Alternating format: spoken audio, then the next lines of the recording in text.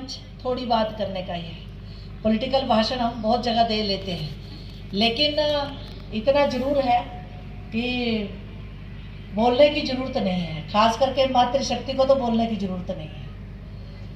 मातृशक्ति के बारे में आवास योजना हो, चाहे जन धन योजना हो, चाहे सुकन्या समृद्धि योजना हो, चाहे बेटी बचाओ बेटी पढ़ाओ अभियान हो, मतलब इतनी सारी स्कीमें, जितनी भी स्कीमें हैं।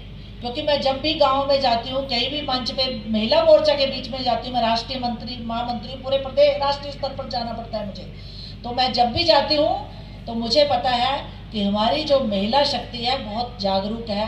उनको पता है कि किसने क्या दिया, किसने डेवलपमेंट का क्या काम किया। इसलिए बताने की ज़रूरत नहीं है, लेकिन गुमराह होने की ज़रूरत भी नहीं है। जो सरकारें अच्छा काम करती हैं उनको मान सम्मान मिलना चाहिए, उनको बोलने की ज़रूरत नहीं होनी चाहिए। ये मातृशक्ति जो है, मैं तो वैसे भी कहती हूँ क्योंकि हम मातृशक्ति बहुत संख्या में बैठी है, क्योंकि आप जागरूक हैं। और हिमाचल की खास करके मातृशक्ति, मुझे पता है आप हर विषय में जागरूक हैं। इसलिए मुझे उम्मीद है कि अगली बार आप यहाँ के स्थानीय विधायक जो है मुल्खराज प्रेमी जी, वो फिर विधायक बने। उसके लिए आप लोगों का पूरा आशीर्वाद रहेगा, क्योंकि इन्होंने बताया कि क्या क्या काम इस प्रदेश में हुए, क्या क्या काम इस विधानसभा में हुए, क्या क्या काम हमारे देश के प्रधानमंत्री ने देश की मध्य वर्गीय गरीब जनता के लिए किया। मैं सिर्फ एक शब्द में बात करूंगी।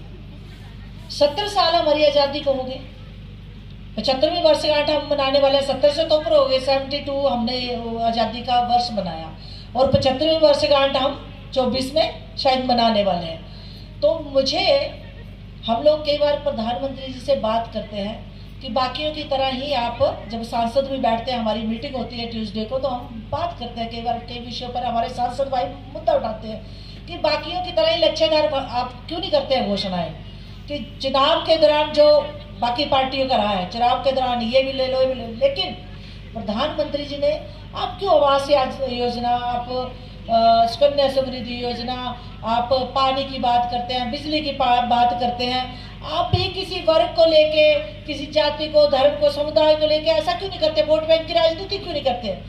उनका एक जो कहना था आवास योजना को लेके, जन धन योजना को लेके, जितनी भी योजनाएं चली हैं, जब हम आवास योजना की बात करते हैं तो उन्होंने बोला कि मेरे गरीब को या आप लोगों को जिंदगी में हम सारे जीवन काम करते हैं, मरते हैं, खपते हैं, किस लिए करते हैं? हर व्यक्ति, एक दिहाड़ीदार मजदूर से लेके एक ऊंचे पोस्ट पर रहने वाला व्यक्ति किस इच्छा से काम करता है, नौकरी करता है, रोजी रोटी कमाने के लिए दिन रात खपता है। किस लिए? कि उसके घर पे सिर्फ एक छत हो, घर हो, चाहे वो एक कमरे का ही क्यों ना हो, और उस घर में शौचालय हो, बिजली पानी हो। इसीलिए करते हैं ना हम लोग। तो हमारे प्रधानमंत्री ने तो सब कुछ दिया वो सोच के। और क्यों दिया? उन्होंने इसलिए दिया कि एक गरीब से गरीब व्यक्ति जो कभी उम्मीद नहीं कर सकता था, सारी जिंदगी उसको खपते पिटते हो जाती थी, और वो उम्मीद नहीं कर सकता था कि मेरे घर के 2 कमरे, सारी जिंदगी खपता था, फिर भी उसके घर के सिर के ऊपर छत नहीं होती थी। लेकिन प्रधानमंत्री जी ने ना सिर्फ छत दी, बल्कि उसमें शौचालय भी दिया, गैस का चूल्हा भी दिया, बिजली भी दी, पानी भी दिया, जो हर घर नल की स्कीम अब चली है। इसलिए ये आधारभूत सुविधाएं जो की, ये उन्होंने देने का काम किया, ताकि एक गरीब को भी अपना जीवन, गरीबी जो है अभिशाप न लगे, एक गरीब को भी अपने गरीब होने पर भी गर्व महसूस हो। उसके, एक गरीब को जब घर होता है, उसके ऊपर छत होती है, तो उसके जीवन का सपना साकार हो जाता है। और हम हिमाचली तो बहुत कम इच्छाएं रखते हैं, बहुत कम इच्छाएं हमारे। तो मैंने तो कोरोना के काल में देखा कि हमारे भाई बहनें लोग, जब हम घर में कोई अनाज दे बांटने जाते थे, कुछ देने जाते थे, तो हमारे यहाँ हिमाचल के लोग मैक्सिमम ये बोलते थे, मुझे ज़रूरत नहीं है, मैं तो साग सब्जी, अपना साग सब्जी खाई करी भी मैं अपना गुजारा कर लेना, मेरे खेता जितना क्यों जाता। तो वहाँ जेडे बाहर के लोग आए हो, तिन्हों दिया, तिन्हों दी हेल्प कर। कितना मान सम्मान हमारे यहाँ, हम सौभाग्यशाली हैं कि बहुत कम लोग हैं जिनके सिर पर छत नहीं है। और जिनके सिर पर नहीं थी उनको हमारे प्रधानमंत्री और हमारे मुख्यमंत्री ने आवास योजना के तहत छत देने का प्रयास किया है। ये हम सबके लिए गर्व की बात है। यहाँ मैं देखती हूँ जन धन योजना, जन धन योजना के तहत कोरोना काल में किस तरह से 500 रुपये आपके खातों में आए, किस तरह से आए। हर घर को अनाज मिला, हर व्यक्ति को अनाज मिला, 80 करोड़ जनता को अनाज मिला जन धन के खातों के तहत। अगर खाते नहीं खुले होते, और आज ये जो बहनें बैठी है ना, मुझे तो आज खुशी होती है कि एक गांव की अनपढ़ महिला जो कुछ नहीं जानती है उसका भी बैंक अकाउंट है। और जो डिजिटल इंडिया का मजाक उड़ाते हैं, आज एक गांव की सीधी सादी महिला भी बड़े सुंदर से सेल्फी लेती है, व्हाट्सएप चलाती है, फेसबुक चलाती है। ये डिजिटल इंडिया ने ही किया है, ये जो कुछ किया है। इसलिए प्रधानमंत्री जी ने भारत के विकास का एक नया सपना देखा है। उस विकास का जब हमारे अंदर मान सम्मान, अपने प्रति मान सम्मान जागेगा, स्वाभिमान जागेगा, तो हर भारतीय जो है भारत के विकास में अपना सहयोग करेगा, उसके जीवन में उमंग आएगी, एनर्जी आएगी। इसलिए ये मेले हम लोगों को यही शिक्षा देते हैं। मैं मुल्कराज प्रेमी जी ने बहुत कुछ मांग लिया। मैं सोच रही थी मेरी झोली में इतना है भी कि नहीं, सोचना पड़ रहा है, क्योंकि मैं प्रदेश की जो राज्यसभा का सांसद होता है ना, लोकसभा का सांसद तो अपने एरिया तक, कांगड़ा जिला तक, मानो किशन कपूर जी कांगड़ा जिला तक है, लेकिन राज्यसभा के सांसद से तो पूरा प्रदेश ही मांगता है, तो इसलिए बहुत मुश्किल होती है। लेकिन प्रेमी जी, आपने बहुत बड़ी बड़ी मांग रखी है, लेकिन कुछ मैं घोषणाएं करती हूँ जो मैंने लिख के रखी हैं। खीर गंगा घाट के लिए आपने 10 लाख मांगा, मैं 10 लाख दूंगी, लेकिन 5 लाख की घोषणा अभी करती हूँ। 5 लाख में ये बजट जो मुझे मिला है ये मार्च तक का है। 5 लाख फिर मार्च के बाद में अगले सेशन में जो होगा अप्रैल में 5 लाख तब दे दूंगी। स्टेडियम ग्राउंड, इसके लिए आपने 10 लाख मांगा है, 5 लाख मैं अभी दूंगी, 5 लाख में अप्रैल मई में इसकी घोषणा करती हूँ। मझैरना का रोड बनाने की आपने एक की है डिमांड की है, उसका भी 5 लाख मैं अभी दे दूंगी, 5 लाख फिर मैं मार्च अप्रैल में जब मेरा दूसरा बजट आना है।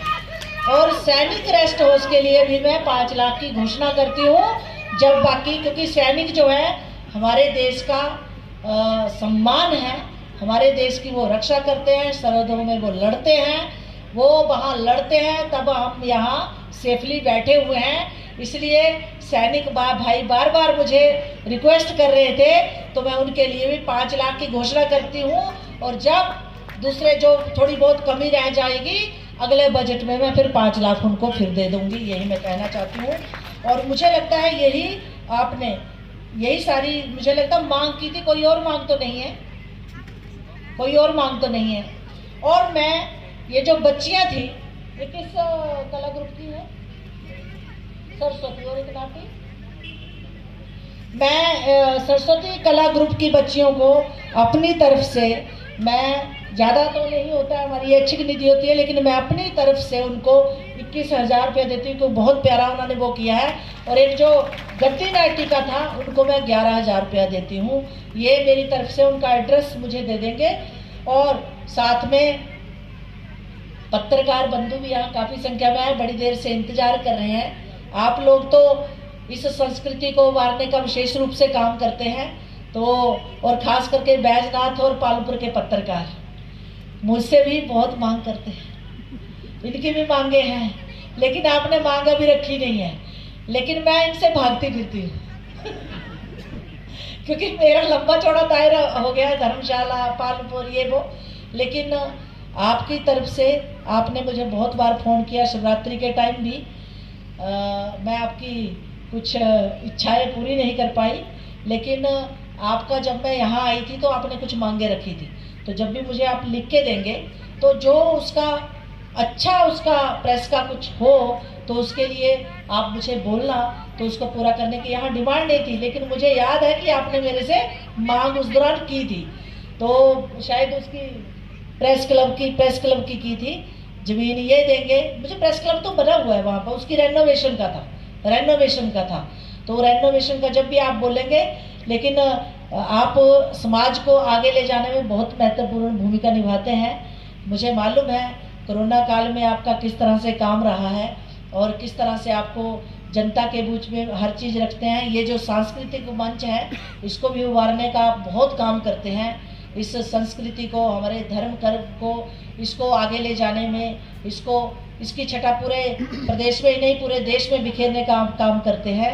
तो इसलिए मेरा आप मेरे से नाराज़ हो सकते हैं, लेकिन नाराज़ नहीं होना है, क्योंकि मैं कई बार आप मुझे बारी बारी टेलीफोन करते हैं तो मैं भागती फिरती हूँ, अभी नहीं फिर, लेकिन भविष्य में भगवान करे कि मैं आपको जो भी आप मांग करेंगे, क्योंकि मुझे गर्व होता है कि हमारे प्रदेश के, खास करके हिमाचल प्रदेश के कुछ पत्रकार बंधु बहुत अच्छा काम करते हैं और राजनीति में ना उलझ करके समाज को एक नई दिशा, चेतना, उनको जागरूक करने का, और खास करके हम और वो जो बैठे हैं हम लोगों को भी सही रास्ते में चलाने का काम करते हैं। इसलिए, और यहाँ की प्रबुद्ध जनता तो बैठी है, भगवान करे ये जो शिवरात्रि है अगली बार आप और उत्साह से मनाएं। ऐसी बीमारी जो है हम लोगों को देखने को न मिले दोबारा जिंदगी में। हमारा देश प्रदेश फले फूले, इसी कामना के साथ, और हमारी पूरी मानव जाति जो है सुखी जिंदगी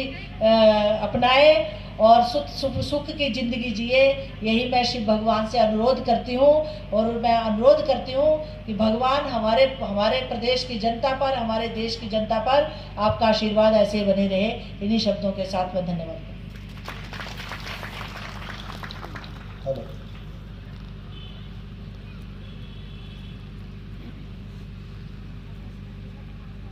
माननीय सांसद महोदय, आपके मार्गदर्शन के लिए और इस कार्यक्रम के लिए आपने जो अपना बहुमूल्य समय दिया उसके लिए बहुत बहुत आभार। साथ ही बैजनाथ विधानसभा क्षेत्र के लिए भी आपने आज लगभग विभिन्न कार्यों के लिए 20 लाख रुपए की घोषणा की, उसके लिए भी बहुत बहुत आभार। इसके अलावा 2 सांस्कृतिक दल जिनके लिए आपने 21,000 और 11,000 रुपये की घोषणा की, उसके लिए भी आपका बहुत बहुत आभार और धन्यवाद।